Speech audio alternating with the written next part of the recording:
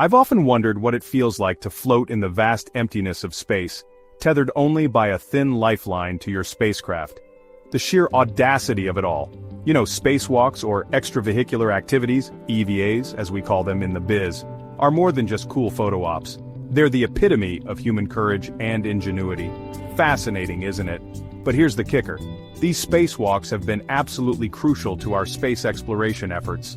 From repairing satellites to building the International Space Station, EVAs have allowed us to extend our reach far beyond the confines of our spacecraft. In the next few minutes, we're going to take a whirlwind tour through the awe-inspiring history of spacewalks. March 18, 1965, a date that should be etched in the annals of human achievement. On this day, Soviet cosmonaut Alexei Leonov became the first human to perform a spacewalk. Now imagine floating outside your spacecraft, your heart probably racing faster than a pulsar, taking that first historic step into the void. But here's the thing. It wasn't all smooth sailing. In fact, it was downright terrifying. Leonov's suit ballooned in the vacuum of space, making it nearly impossible for him to re-enter the airlock. He had to bleed air from his suit to squeeze back in, risking the bends in the process. Just a few months after Leonov's feat, on June 3, 1965, astronaut Ed White became the first American to perform a spacewalk. White, tethered to his Gemini 4 spacecraft, spent a glorious 23 minutes floating in space. He was so enthralled by the experience that he famously said, "I'm coming back in, and it's the saddest moment of my life." Now let's fast forward a bit to 1966. Buzz Aldrin, floating outside the Gemini 12 spacecraft, extends his arm and snaps what might just be the coolest selfie in human history. This spacewalk also introduced the concept of neutral buoyancy training, basically underwater practice sessions that simulated the weightlessness of space. Fast forward to 1984, and we've got Bruce McCandless II literally untethering himself from the Space Shuttle Challenger. Can you imagine the gut-wrenching moment when he unclipped that safety line? McCandless floated free, propelled only by his Manned Maneuvering Unit, MMU, a nitrogen-powered jetpack. This wasn't just a spacewalk, it was more like a spaceflight. McCandless drifted 320 feet away from the shuttle, becoming a human satellite. The image of him floating alone against the backdrop of Earth is one of the most iconic in space history.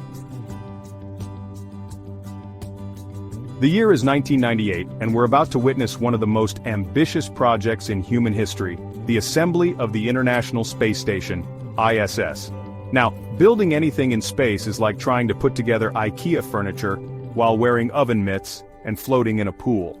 But Newman and Ross nailed it, kickstarting a construction project that would continue for over a decade and involve astronauts from multiple countries. Speaking of high-stakes space missions, let's talk about the Hubble Space Telescope. In 1993, this incredible eye in the sky had a bit of a problem. Its primary mirror had a flaw that was causing blurry images. Enter astronauts Catherine Thornton and Tom Akers. These cosmic optometrists embarked on a series of spacewalks to essentially give Hubble the universe's most expensive pair of corrective lenses. The repair mission was a complete success, allowing Hubble to capture the breathtaking images of our universe that we know and love today. Now folks, let's talk about the elephant in the room, or should I say, the water bubble in the helmet.